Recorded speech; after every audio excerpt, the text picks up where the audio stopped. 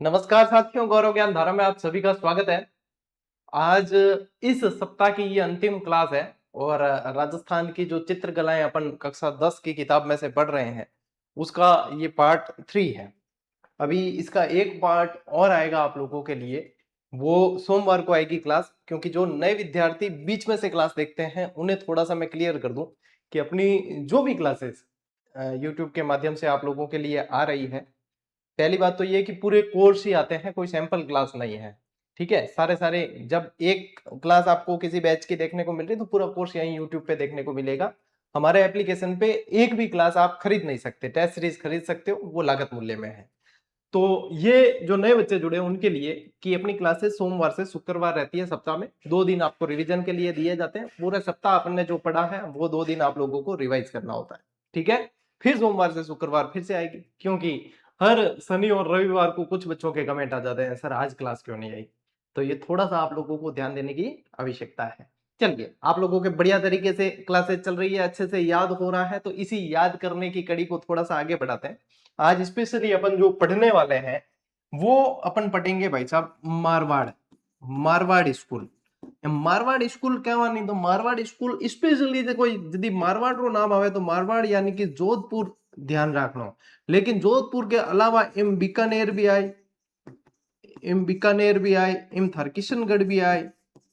ठीक है, किशनगढ़ में भी राठौड़ों का ही राज था, किशनगढ़ भी आएगा। इसमें आप लोगों को मैं अजमेर भी पढ़ाऊंगा। अजमेर के अलावा इसके अंदर अपन नागौर शैली भी पढ़ने वाले हैं। नागौर के अलावा इसके अंदर अपन जैसलमेर शैली भी पढ़ने वाले हैं।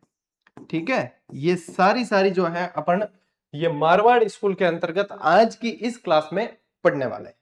अब कल की जो क्लास थी वो मेवाड़ स्कूल पे थी, उसमें नाथद्वारा चित्र शैली की एक स्लाइड अपनी बाकी रह गई थी, मिसिंग थी बीच में से, मुझे ऐसा लग भी रहा था। और फिर मैंने वापस क्लास के अंत में देखा तो एक स्लाइड मिसिंग थी, उसमें नाथद्वारा चित्र शैली के जो चित्रकार है वो और विशेषताओं से संबंधित वो बाकी थी।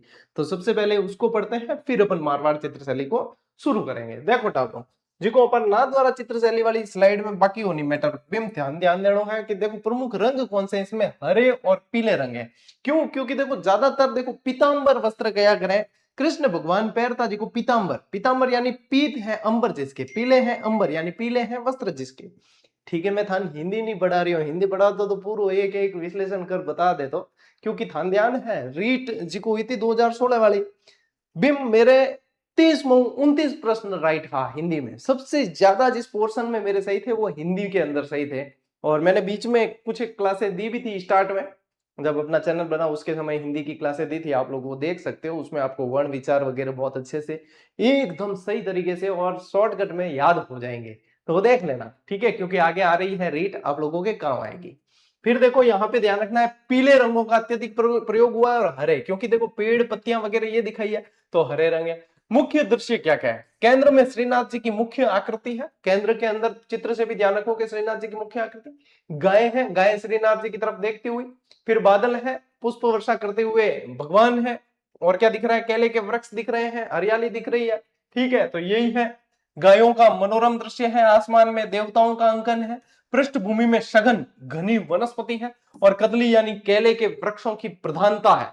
भाई साहब लिक्विड चीज नहीं भी पढ़ोना, खाली थे ध्यान चित्र देख ले तो थार पूरा ध्यान में आ जाए। क्या देखो देवता है, पृष्ठभूमि में क्या है, सघन वनस्पति है, केले के कदली के वृक्ष है, गायों का मनोरम दृश्य है, गाय श्रीनाथ जी की तरफ देखते हुए है, श्रीनाथ जी की मूर्ति जो है वो बीच में है, मध्य में है, ये विशेषताएं हैं। सीधी सीधी याद होने रो तरीको ओई है कि फोटो देख लो, फोटो सीधो थान याद हो जाए। फिर देखो चित्रकार जो नाथद्वारा चित्र शैली के हैं उसमें बाबा रामचंद्र, नारायण, चतुर्भुज, रामलिंग। देखो ज्यादातर आप लोग ध्यान रखना भगवान के नाम से है, ज्यादातर यहाँ के चित्रकार जो है, क्योंकि देखो भगवान की विशेषता यहाँ तो भगवान के नाम से है। कैसे कि देखो रामचंद्र, नारायण, चतुर्भुज, रामलिंग, और ते बच्चे कहते हो गुरु जी चंपालाल और घासीराम तो भगवान का नाम को नहीं, और तुलसी राम भी भगवान नाम को नहीं। तो जट भगवान वे बट भगत भी वे, चार नाम भगवान रा आएगा तो 3 नाम भक्तों ना भी आना चाहिए, भगवान री पूजा करी कौन, तो भगत भी होना बहुत जरूरी है। तो यहाँ पे भगवान और भक्तों के नाम याद रख लेना, आपको चित्रकारों के नाम याद हो जाएंगे। वैसे ज्यादातर जगह आप देखोगे तो चित्रकारों के नाम ये भगवान के नाम से रिलेटेड मिलेंगे, क्योंकि प्राचीन समय में ये रेमो, ये पिंटू, ये जो है इस तरीके के नाम नहीं रखे जाते थे, पहले बहुत ही व्यवस्थित तरीके से नाम रखे जाते थे। आजकल भी रखे जाते हैं, कुछ एक जगह जो है नाम बिगाड़ के रख दिए जाते हैं, बिगड़े हुए नाम भी रख दिए जाते हैं। हालांकि नाम है भाई साहब, काम बढ़िया हो जाए तो नाम अपने आप सुधर जाए। लो स्क्रीनशॉट। चले आगे बढ़े। अब शुरू करते हैं अपन मारवाड़ चित्रशैली को। मारवाड़ चित्रशैली के अंदर, मारवाड़ स्कूल के अंदर मैंने आप लोगों को बता दिया अपने को क्या क्या पढ़ने हैं। तो समूह पहली पहल थे, ध्यान रखो मारवाड़ चित्रशैली को परिचय आपका पढ़ा। तो मूल वैभव या मुख्य रूप से देखो, मारवाड़ चित्रकला का मूल वैभव जोधपुर की दरबारी शैली के रूप में देखा जाता है। ये वास्तविक है, मैं थान कहो कि मारवाड़ जट जट नाम लिखियोड़ो आवे नहीं थे, सीधो ही समझ जाओ कि जोधपुर है भाई। मारवाड़ के राठौड़ यूं पढ़ा, तो मारवाड़ यानी जोधपुर के राठौड़ पढ़ा दियो। मैं थान पूरो पूरो जोधपुर राठौड़ पढ़ायोड़ो। भाई चीज ध्यान रखनी है, विस्तार क्षेत्र कौन कौन से है जोधपुर के अतिरिक्त, कहां कहां है? जैसलमेर है, नागौर है, अजमेर के कुछ भागों में मारवाड़ शैली का प्रभाव देखने को मिलता है। इनके अलावा भी मैं थान बताइयो, नागौर है, नागौर तो चलो एम भी लिखियोड़ो है। नागौर के अलावा किशनगढ़ है, किशनगढ़ के अलावा फिर आप लोगों के जैसलमेर आ गया, इसके अंदर बीकानेर है, बीकानेर भी इसी के मारवाड़ चित्रशैली के अंतर्गत आता है। मुख्य विषय वस्तु क्या है? मारवाड़ शैली के अंतर्गत मारवाड़ी साहित्य के प्रेमाख्यानों जैसे कि ढोला मारू आदि की प्रेम कहानियों पर आधारित चित्र है। ढोला मारू जद जद आवे ना शब्द, तो ध्यान रखियो कि ऊंट पे बैठी हुई दंपत्ति, ये पूछा गया है 2-3 बार कि ढोला मारू घोड़े पर यदि दर्शाए तो ढोला मारू नहीं है, ऊंट पर बैठी हुई दंपत्ति दर्शाते हैं। तो क्या ध्यान रखना है कि ढोला मारू, ढोला मारू के चित्र जो है यहाँ की विशेषता है। पीले रंग की प्रधानता है, यहाँ भी बादाम जैसी आंखें, यहाँ पे जो है इनकी विशेषता है कि आगे क्या आएगी? बादाम जैसी आंखें, क्या आएगी? बादाम जैसी आंखें, ये विशेषता है यहाँ की, है ना? ये विशेषता है यहाँ पे। चील कौआ वगैरह पक्षी के अंदर है, घोड़ा ऊंट वगैरह ये जो है जानवरों के अंदर है। तो देखो ऐतिहासिक तथ्य के अंदर लामा तारानाथ का एक मत है, तिब्बती इतिहासकार थे लामा तारानाथ। लामा तारानाथ ने 7वीं सदी में मारुदेश, मारुदेश यानी कि अपने मरु प्रदेश के अंदर एक व्यक्ति को चित्र बनाते हुए देखा, और उस व्यक्ति का नाम था श्रृंगधर।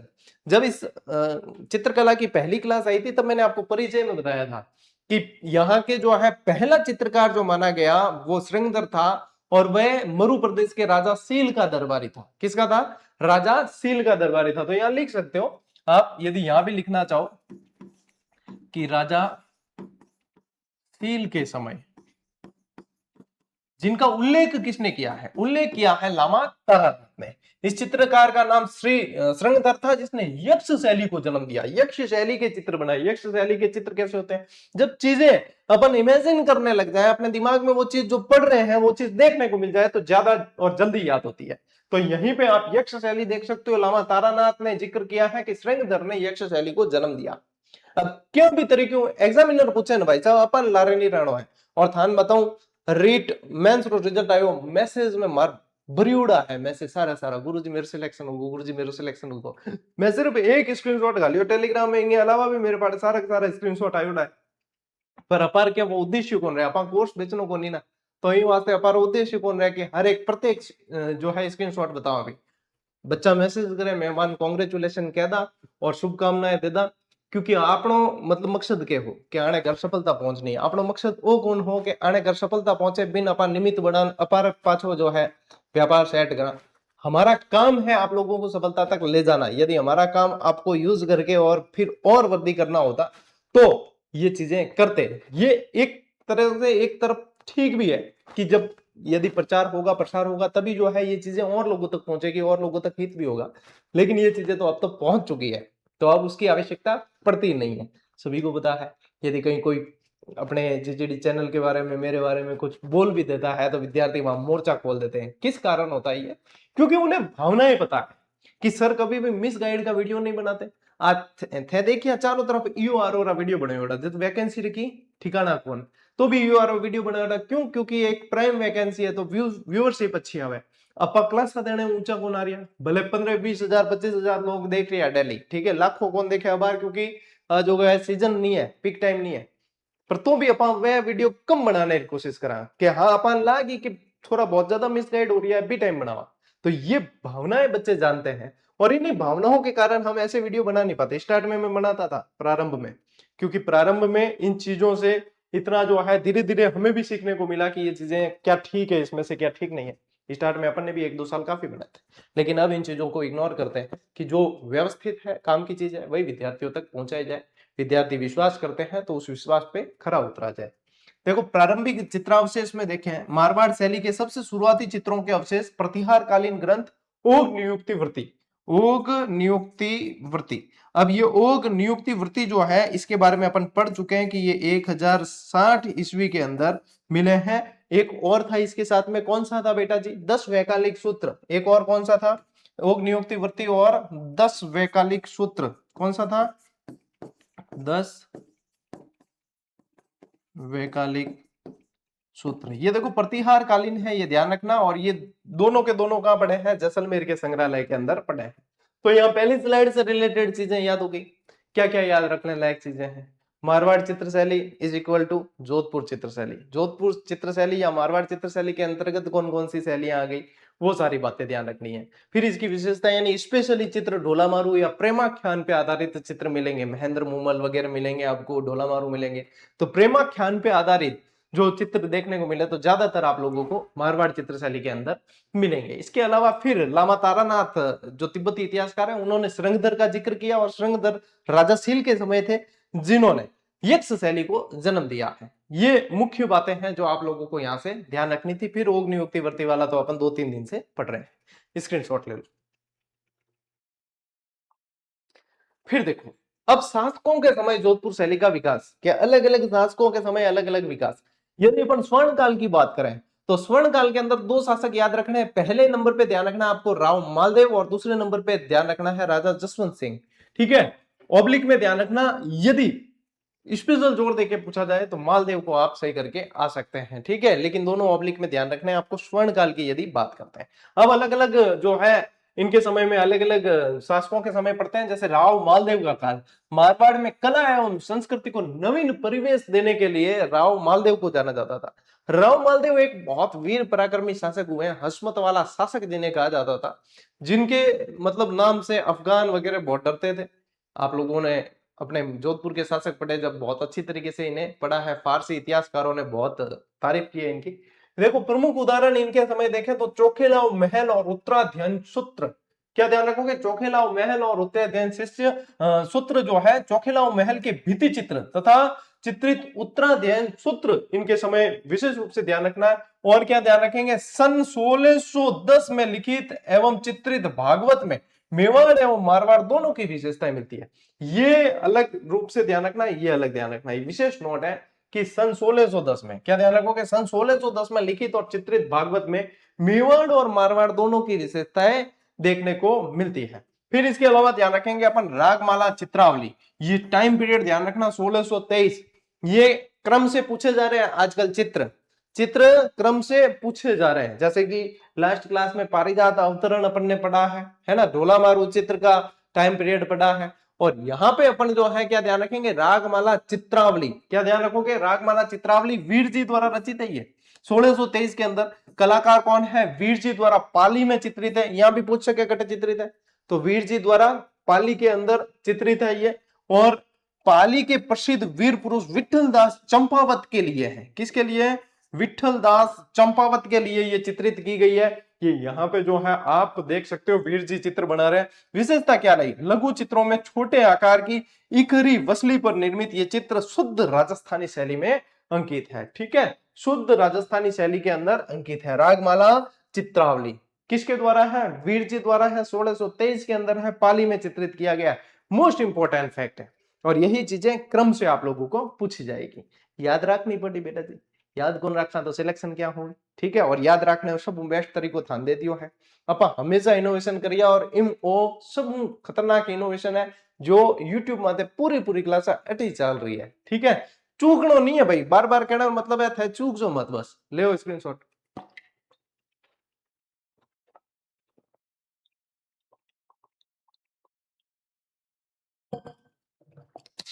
चले आगे बढ़े। देखिए, महाराजा जसवंत सिंह का काल, महाराजा जसवंत सिंह का काल, इस काल में जोधपुर शैली को एक नया, जोधपुर शैली के अंदर एक नया मोड़ आता है और चित्रों में कृष्ण चरित्र की विविधता और मुगल शैली का प्रभाव देखने को मिलता है। यही चीजें पूछी जाती है कि कौन से शासक के समय से कृष्ण भगवान के चित्र मारवाड़ शैली में देखने को मिलते। डायरेक्ट भी प्रश्न बने ना तो विचार करना पड़ेगा, इसीलिए इन चीजों को व्यवस्थित तरीके से पढ़ लेना चाहिए।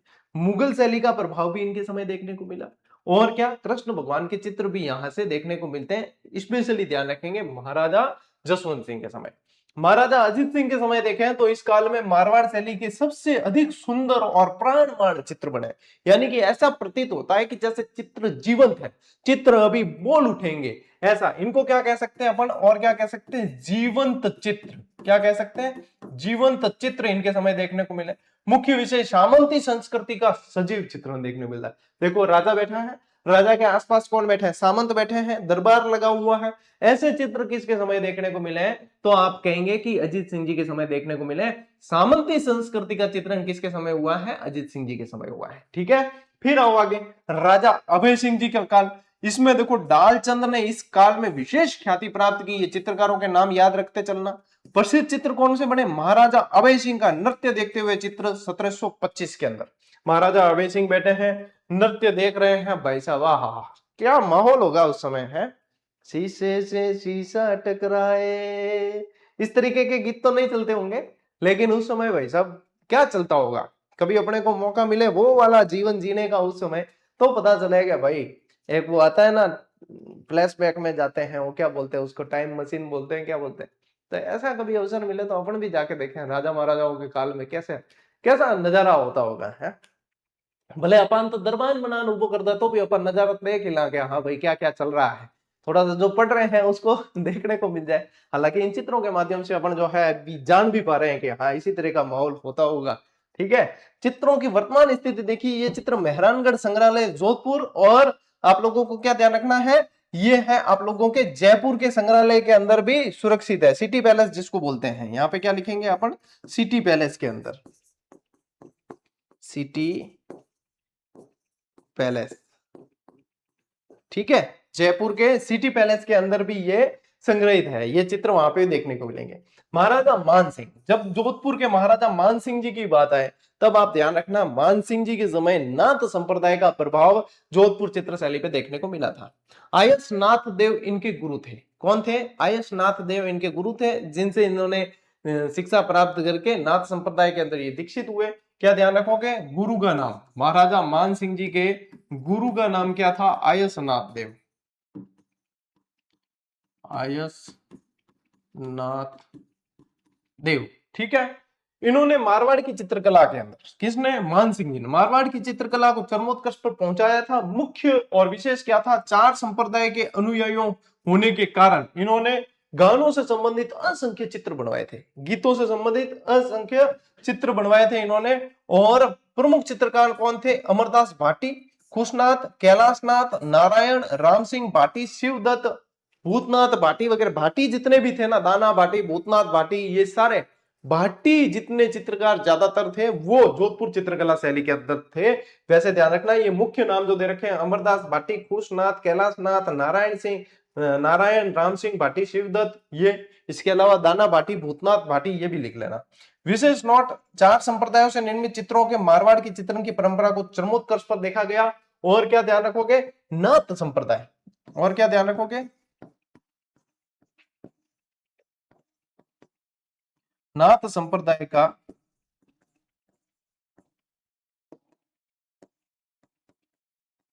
विशेष प्रभाव देखने को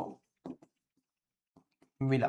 नाथ संप्रदाय यानी कि भगवान शिव, भगवान शिव, क्योंकि शिव जी जो है ना नाथ संप्रदाय के अंदर आराध्य माने जाते हैं, तो इसलिए आप लोगों को ध्यान रखना है मान सिंह जी का जहां जहां नाम आ जाए वहां पे आप ध्यान रखेंगे नाथ संप्रदाय का विशेष प्रभाव, नाथ संप्रदाय का विशेष प्रभाव देखने को मिला है। लीजिए स्क्रीनशॉट।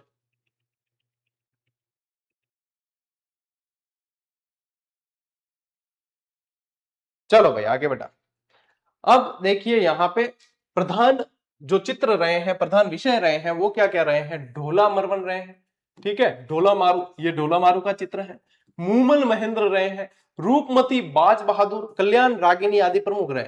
यानी कि क्या ध्यान रखोगे, प्रेमाख्यान पे आधारित है ना, प्रेम विषयक, लव स्टोरी बेस्ड। तो यहाँ पे जो है आप ज्यादातर देखोगे जैसे ढोला मारू है, मूमल महेंद्र है, रूपमती बाज बहादुर है, कल्याण रागिनी चित्र है, ये ज्यादातर यहाँ के प्रमुख विषय रहे हैं। यदि अपन बात करें पुरुषाकृति, पुरुषों के चित्रण, तो इसके अंदर विशेषता रहे लंबे चौड़े और गठीले बदन के पुरुष, गलगुच्छ है ना, गलगुच्छ यानी कि यहाँ पे जो मूछे हैं, गलमुच्छ, गलमुच्छ यानी कि यहाँ पे जो मूछे हैं वो गालों तक आई हुई है, ठीक है, गालों तक घेरी हुई रहती, गालों पर घनी मूछे और ऊंची पगड़ी पुरुषों की विशेषता रही है। महिलाओं के चित्रण में देखें तो ठेठ राजस्थानी लहंगा, ओढ़नी और लाल फुंदनों का प्रमुखता से प्रयोग किया गया है। लाल फुंदनों का इसके अंदर प्रमुखता से प्रयोग हुआ है। और विशेष रूप से यदि अपन देखें कि निजी विशिष्ट देन क्या है, तो बादाम सी आंखें, ऊंची पाग जोधपुरी शैली की अपनी अनूठी पहचान रही है। मैंने आप लोगों को क्लास के स्टार्ट में ही बता दिया था जब जोधपुर चित्र शैली शुरू की कि बादाम सी आंखें, पीला रंग, ठीक है, ये आप लोग ध्यान रखना, चील कौवे पक्षी के अंदर ये भी ध्यान रखनी सारी चीजें।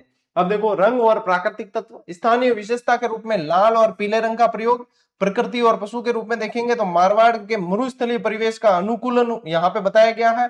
खंजन पक्षी का बखूबी चित्रण किया गया है। और क्या ध्यान रखो, चील कौवे के अलावा खंजन पक्षी, ये स्पेशली पूछा जाता है, खंजन पक्षी का विशेष रूप से चित्रण इसमें देखने को मिलता है। और क्या है, जहां पे जो परिवेश देखे जाएंगे वो बनाएंगे, दौरे देखेंगे दौरे बनाएंगे, तो मरुस्थलीय चीजें ज्यादा देखने को मिली है, ये भी ध्यान रखना है आपको। ठीक है, ले स्क्रीनशॉट।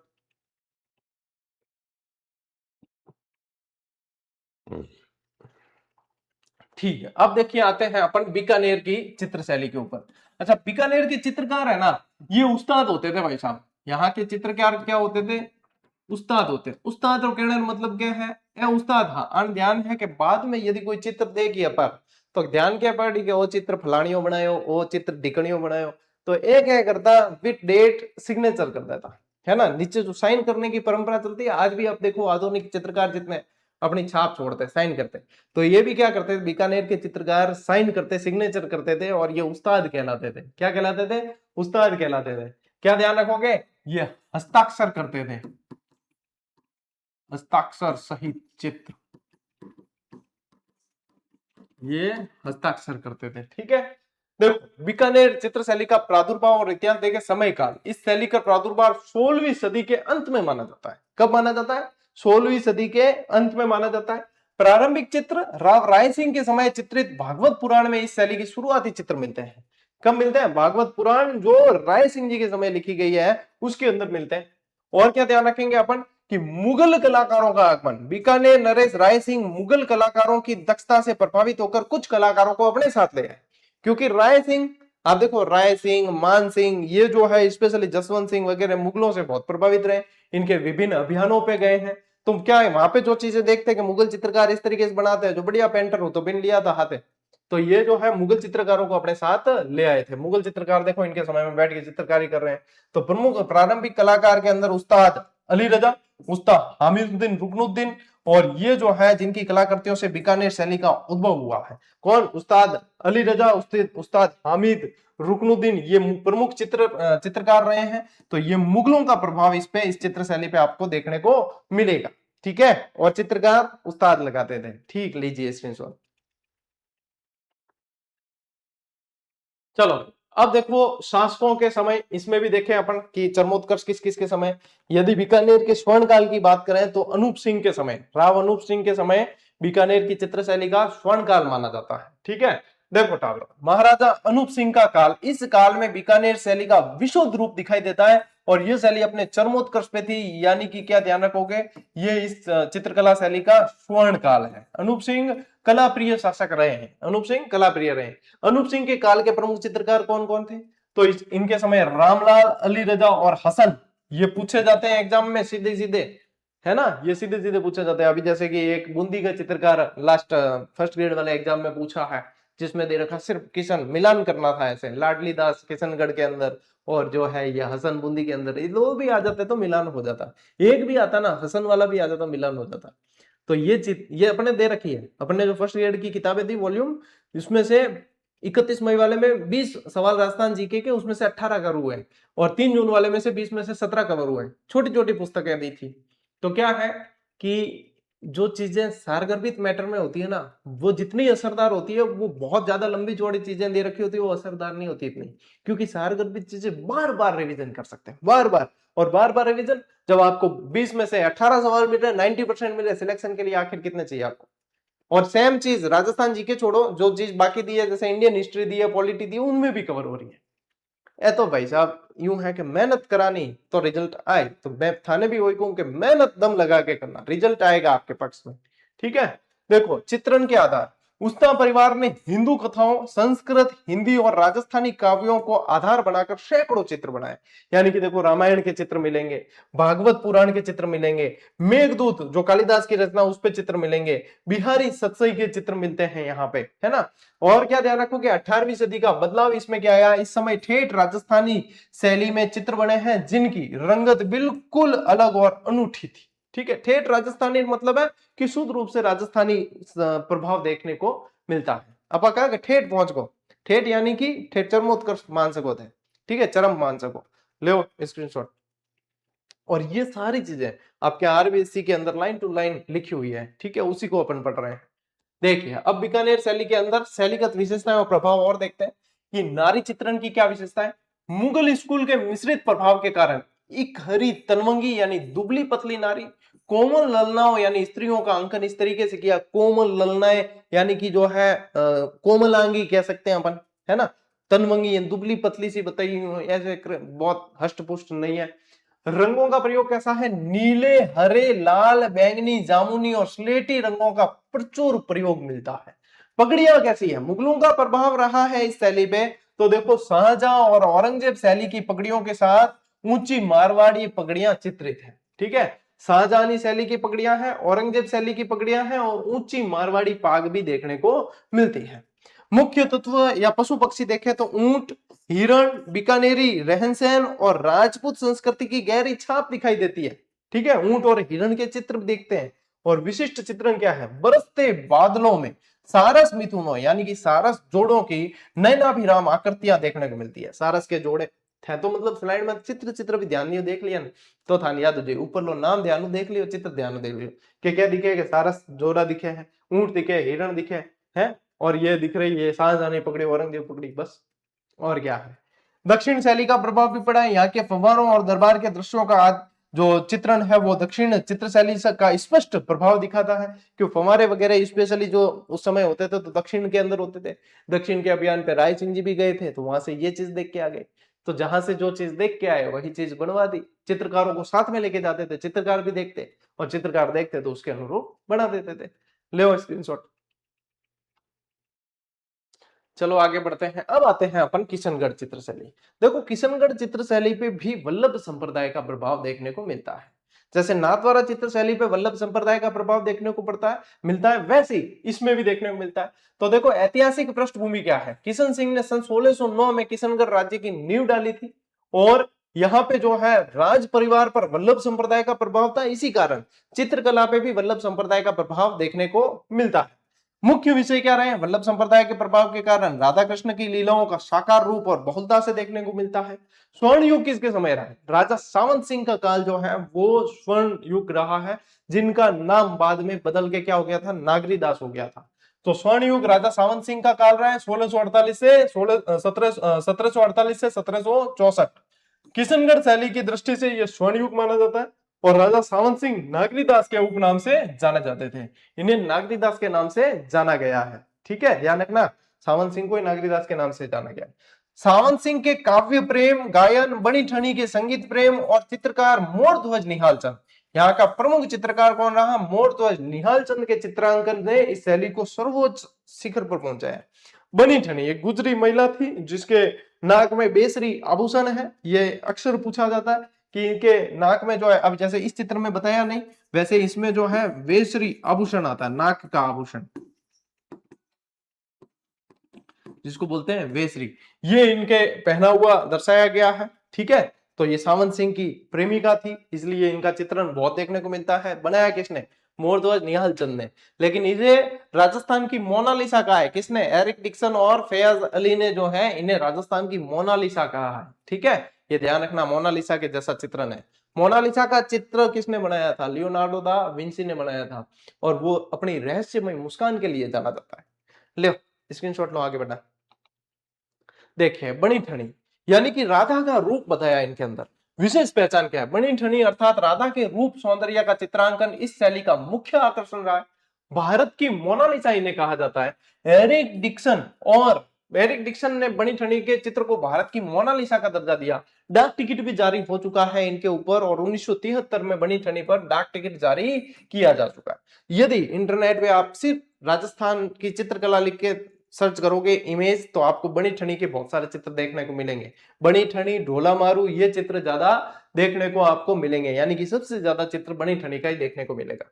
प्राकृतिक परिवेश और रंग संयोजन देखिए, मुख्य प्राकृतिक दृश्य इसके अंदर क्या है? दूर दूर तक फैली झील, उसमें केली यानी कि क्रीड़ा करते हुए हंस, बतख, सारस और तैरती नौकाएं, ये चित्र की विशेषता रहेगी। यहाँ पे भी केले के वृक्ष देखने को मिलेंगे। और देखो भौरा, जीव के अंदर भौरा बहुत ज्यादा इसमें दर्शाया गया है।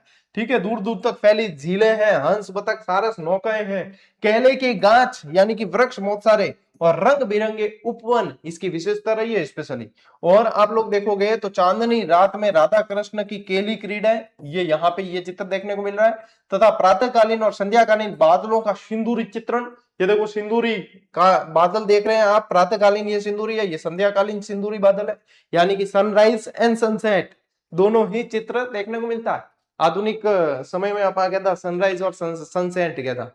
ठीक है, तो ये वही सनराइज और सनसेट के चित्र देखने को मिलते हैं। इसके अलावा प्रमुख रंगों में आप देखोगे तो सफेद, गुलाबी, स्लेटी और सिंदूरी रंगों का विशेष रूप से प्रभाव देखने को मिलता है। ठीक है, लीजिए स्क्रीनशॉट किशनगढ़ चित्र शैली का। आगे बढ़ते हैं। अब देखो किशनगढ़ चित्र शैली के अंदर शारीरिक बनावट देखें कि स्त्री और पुरुषों की शारीरिक बनावट कैसी बताई है। तो पुरुषों के अंदर देखिए लंबा, इखरा और नील छवि युक्त नीला आभा वाला शरीर देखने को मिल रहा है। नीला आभा वाला, नील छवि युक्त शरीर, मोती जड़ित श्वेत सफेद रंग की जो है मूंग या पगड़ी। तो ये देखो मोती जड़ित, मोती लगे हुए हैं, ये यहाँ पे जो है मोती लगे हुए हैं, ये सफेद मूंग या पगड़ी देखने को मिलती है। और उन्नत ललाट यानी चौड़ा माथा, देखो ललाट चौड़ो देखने को मिले। ठीक है, और खंजनाकृत कर्णांत, कानों तक खींचे विशाल अरुणाभ नयन, लालिमा युक्त बड़ी आंखें, जैसा इसमें बताया गया है वैसा ही चित्र आप लोगों को देखने को मिल रहा है। अब एक अपन पढ़ता खाली ए विशेषता पढ़ता, तो अपन इमेजिन कौन कर पाता कि ये विशेषता का चित्र कैसा होता होगा।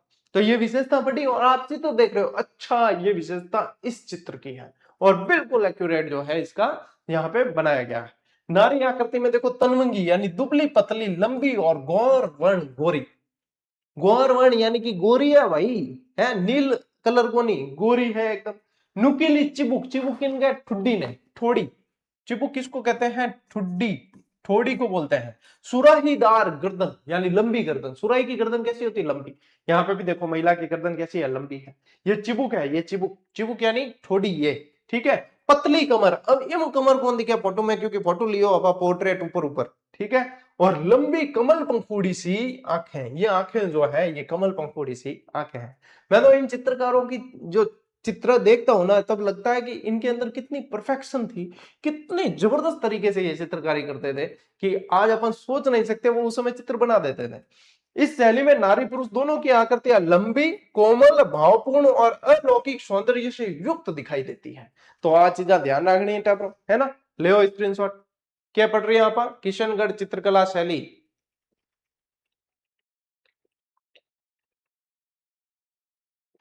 एक एक चीज ध्यान देने लायक। देखो किशनगढ़ चित्रकला शैली प्रमुख चित्रकार, अब ध्यान रखना है अपन, प्रमुख चित्रकार देखिए भाई, नानकराम, सीताराम, सूरध्वज, मूलराज और मोरध्वज निहाल चंद, ये सबसे मोस्ट इंपॉर्टेंट है। फिर बदन सिंह, रामनाथ, सवाईदास और लाडली दास, ये पूछा गया।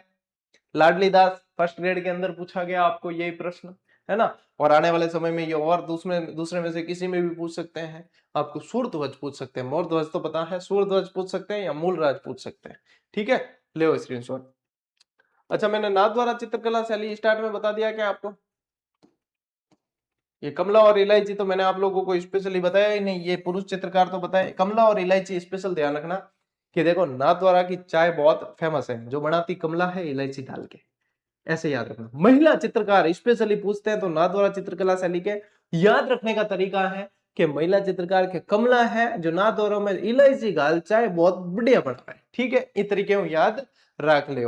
तो ये कमला और इलायची अक्सर पूछा जाता है, अक्सर पूछते हैं। आगे बढ़ते हैं, अजमेर चित्रकला शैली। ठीक है, अजमेर चित्रकला शैली में देखोगे तो राजनीतिक उथल पुथल और धार्मिक प्रभावों के कारण विभिन्न क्षेत्रों में अलग अलग संस्कृतियों का प्रभाव देखने को मिलता है। यानी शहर में अलग देखने को मिलेगा, गांवों में अलग देखने को मिलेगा, ठिकानों में अलग देखने को मिलेगा। शहर की बात करें तो दरबारी और सामंती संस्कृति का अधिक प्रभाव देखने को मिलता है। गांवों में लोक संस्कृति का वर्चस्व और ठिकानों में राजपूत संस्कृति का वर्चस्व देखने को मिलता है। शहरों में देखोगे तो दरबारी बताएंगे, राजा बताएंगे, गांवों में लोक संस्कृति से संबंधित बताएंगे और ठिकानों में राजपूत संस्कृति से संबंधित बताएंगे। तो ये देख लो, ये चित्र पूरे ही बता रखे हैं। प्रमुख सहयोगी और ठिकाने कौन से रहे इनके, देखो भिनाय, सावर, मसूदा, जूनिया। भिनाय, सावर, मसूदा, जूनिया जैसे ठिकानों ने अजमेर शैली के विकास और संवर्धन में विशेष योगदान दिया है। धार्मिक समन्वय, यह एक ऐसी कलम शैली रही है जिसे हिंदू, मुस्लिम और ईसाई धर्म को समान रूप से आश्रय मिला है। यानी सभी तरह के चित्र यहाँ पे देखने को मिले।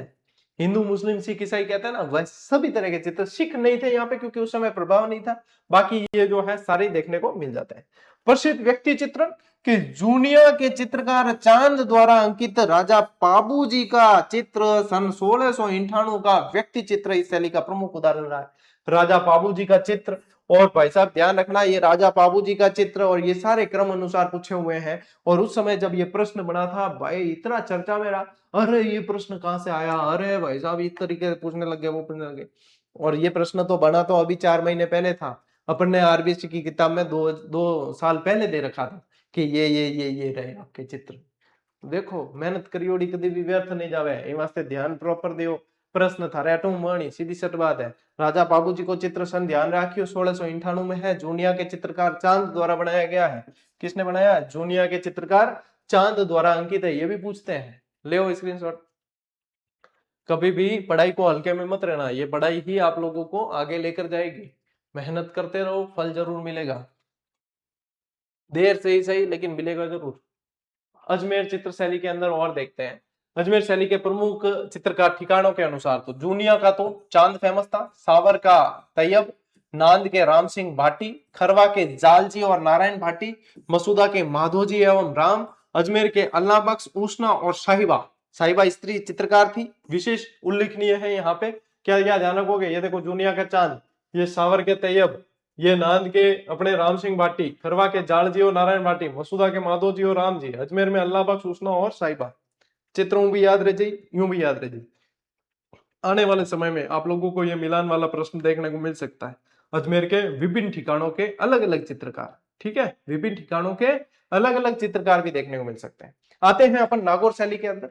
नागौर शैली में स्पेशली आप लोगों को सबसे पहले मैं एक लाइन लिखा दूं कि यहाँ पे बुझे हुए रंगों का प्रयोग हुआ है, बुझे हुए रंगों का प्रयोग देखने को मिलता है। ठीक है, देखो चित्रण के माध्यम, लकड़ी के कमाड़, कमाड़ यानी दरवाजे, किपाट जिनका, किवाड़ों पे किले के भित्ति चित्रण पर मारवाड़ शैली का स्पष्ट प्रभाव देखने को मिलता है।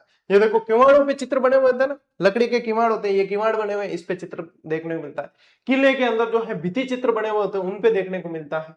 ठीक है, इसके अलावा वृद्धावस्था के चित्रों को नागौर के चित्रकारों ने अत्यंत कुशलता पूर्वक चित्रित किया है और पारदर्शी वेशभूषा नागौर चित्रकला की विशिष्ट पहचान रही है।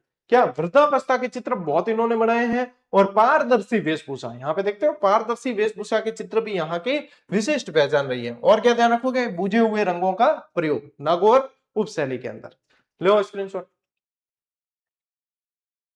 ठीक है, अब देखिए जैसलमेर चित्रशैली। अब जैसलमेर कटपट है, जैसलमेर है दूर दराज। ठीक है, किन्ने भी कहा नहीं, भले सिरोई पालीरो भी कोई हो, उन्होंने कहता कि जैसलमेर पोस्टिंग मिली है तो बिन लागे अरे यार जैसलमेर पोस्टिंग है इतनी दूर, जबकि जैसलमेर भले मारे टू पड़े पड़ दी, और धौलपुर करौली बहुत दूर पड़े, तो भी बाणे यूं लागे यूं बढ़िया तो धौलपुर करौली मिल जाए तो ठीक रहे, तो ठेठ जैसलमेर जाओ।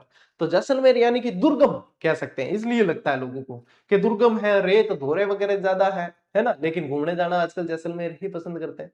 परदेसी परदेसी जाना नहीं, एक गीत बट चले है। तो ये जो टेंट हाउस वगैरह बनी बड़ा है, बस सबने लगे अरे यार जैसलमेर अपन ने भी जाना चाहिए है। आजकल बहुत भीड़ भाड़ हो गई जैसलमेर के अंदर भी, वो पहले वाला मजा नहीं रहा, है ना। सॉरी। तो यूं है कि जैसलमेर, मेरे आप लोगों को इतना बताने का मतलब यह है कि दूर दराज पड़ता था, तो यहाँ पे किसी भी तरीके से बाहरी चित्रशैली का प्रभाव नहीं देखने को मिला। एकमात्र जैसलमेर की चित्रशैली है जिस पर कोई बाहरी प्रभाव देखने को नहीं मिला, खाली जैसलमेर वाला चित्रकार जो बनाए वो ही प्रभाव है। ठीक है, इस शैली का विकास मुख्य रूप से महारावल हर्राय और अखेय सिंह और मूलराज के संरक्षण में हुआ। महाराजा हर्राज, अखेय सिंह और मूलराज के संरक्षण में। मूमल जैसलमेर शैली का प्रमुख प्रसिद्ध चित्र है। मूमल जो है ना, स्पेशली ध्यान रखना, लोतरबा की राजकुमारी थी, लोतरबा की राजकुमारी थी। तो मूमल के चित्र बहुत देखने को मिलते हैं, महेंद्र मूमल के चित्र देखने को मिलते हैं। विशिष्ट पहचान क्या है कि जैसलमेर चित्र शैली, एक प्रमुख विशेषता यह है कि मुगल या जोधपुर शैली का कोई प्रभाव देखने को नहीं मिला, ये स्थानीय विशुद्ध चित्र शैली रही है। अब थान पूछ लगे जैसलमेर चित्र शैली में क्या क्या देखने को मिली, क्या क्या विशेषता, क्या चित्र देखने को मिलता है, ये एक चित्र देख लो सब समझ में आ जाएगा। महेंद्र मूमल का चित्र देखने को मिल जाएगा, किले का चित्र देखने को मिल जाएगा, ऊंट के चित्र देखने को मिल जाएंगे, दोरों के चित्र मिल जाएंगे, और दोरों के ऊपर मरुद्भिद वनस्पति देखने को मिल जाएगी। तो जो दोरे में दिखे बस जैसलमेर चित्रकला शैली में देखी, ले स्क्रीनशॉट। आगे बढ़ते हैं, घाणेराव उपशैली। कई जना होचे कि गौरव सिंह घाणेराव लिखते हैं, यानी कि घाणेराव इनकी जाति है, गोत्र है। जाति गोत्र टीचर जो है ना, ओरिजिनल जाति गोत्र ऊपर उठे नहीं पड़ावे कि भी जाति गोत्र उनके लिए रहती नहीं। हमारी जाति, हमारा धर्म शिक्षक और हमारे से पढ़ने वाले विद्यार्थी, और उनकी जाति और धर्म विद्यार्थी की है, बस इस चीज पे आके पढ़ाते हैं, और वही चीज स्टार्ट से फॉलो की है। ये जो घाणेराव पीछे नाम देखने को मिलता है, ये हमारे पैतृक गांव का नाम है, इसलिए इसको पीछे लगाया है कि हाँ कभी अपन अच्छा काम करें तो कम से कम जो है गांव का नाम भी साथ में रोशन हो, तो वही चीज है। तो ये घाणेराव उपशैली पाली का एक ठिकाना था ये, ठीक है, जोधपुर का एक ठिकाना था। जोधपुर के दक्षिण में स्थित गोडवाड़ भूखंड में घाणेराव एक प्रमुख ठिकाना रहा है। इनके चित्रकार कौन रहे, नारायण, छज्जू और कृपाराम ने मिलकर यहाँ की एक नवीन चित्रशैली का निर्माण किया। ये बहुत मोस्ट इंपॉर्टेंट लाइन लग रही है मुझे कि घाणेराव चित्रशैली के स्पेशल पूछे तो नारायण, छज्जू और कृपाराम आपको पूछ सकते हैं। महत्व की बात करें तो इस नवीन चित्रण परंपरा के कारण ही घाणेराव को मारवाड़ की एक उपशैली के रूप में महत्व दिया जा सकता है। ठीक है, कौन कौन थे, नारायण, छज्जू और कृपाराम। तो ये स्पेशली ध्यान रखना है आपको, घाणेराव चित्रशैली के अंदर ये दो तीनों ही लेखक ध्यान रखना है स्पेशल। अच्छा, घाणेराव के अंदर बंदूक डालने का कारखाना भी था, किलों के अंदर बताएंगे, वहां की बंदूकें जोधपुर में रखी हुई है, ले स्क्रीनशॉट। ठीक है भाई साहब, इसी के साथ में आप लोगों के ये इस सप्ताह की अंतिम क्लास पूरी हुई, और मारवाड़ चित्रशैली को अपन ने पूरी तरीके से, बहुत अच्छी तरीके से, लगभग 43-44 मिनट के अंदर पढ़ लिया है। और इतना यदि आप बुक भी लेकर बैठो पढ़ने तो इतनी चीजें याद नहीं होती। पहली चीज क्यों, क्योंकि वहां पे सीधे सीधे लिखी हुई है, पैराग्राफ है पूरा का पूरा, भी पढ़ा इंटरेस्ट नहीं आता, बस किताब साइड में मिलता कि तो नहीं बने प्रश्न, अरे प्रश्न बनी, पढ़ने पैटर्न था पता होने से, है ना। तो ओ पढ़ने पैटर्न है, ए प्रश्न है, इस तरीके बने। इंगे अलावा आ किताब थान दियोड़ी इम के प्रश्न बन रिया है, की व्याख्या आवे, की तरीके आवे, सारी भाई 2026 री अगर सब कोई डिमांडिंग किताब रही है ना, तो आई रही है सबसे ज्यादा डिमांडिंग यदि कही रही है। किसी किताब के स्टॉक शॉर्ट हुए हैं यदि दुकानों से, अभी भी कई जगह शॉर्ट चल रहे हैं, किसी किताब के स्टॉक शॉर्ट हुए हैं तो वो इसी किताब के हुए हैं। अच्छा, स्टॉक शॉर्ट होने का मतलब ये नहीं है कि जो पीछे से कि सप्लाई इतनी आ रही, सप्लाई तो व्यवस्थित चल रही है एकदम, लेकिन इसके अंदर की गई मेहनत और विद्यार्थियों का प्रेम, और विद्यार्थी जानते हैं कि यदि हमारे सर ने कोई किताब दी है और इतना कॉन्फिडेंस के साथ कह रहे हैं, तो इसका प्रभाव जो है परीक्षा में जरूर देखने को मिलेगा, मिल रहा है देखने को। हाथ कंगन को आर सी किया, पढ़े लिखे को फारसी किया, सारे के सारे प्रमाण टेलीग्राम पे डाले हुए, ले बस, और क्या चीजें। लो भाई, ठीक है, इस क्लास से, इस सेशन में साथियों इतना ही। अब मिलते हैं अपन अगले सेशन में, अगली क्लास में। तब तक के लिए राम राम, जय हिंद।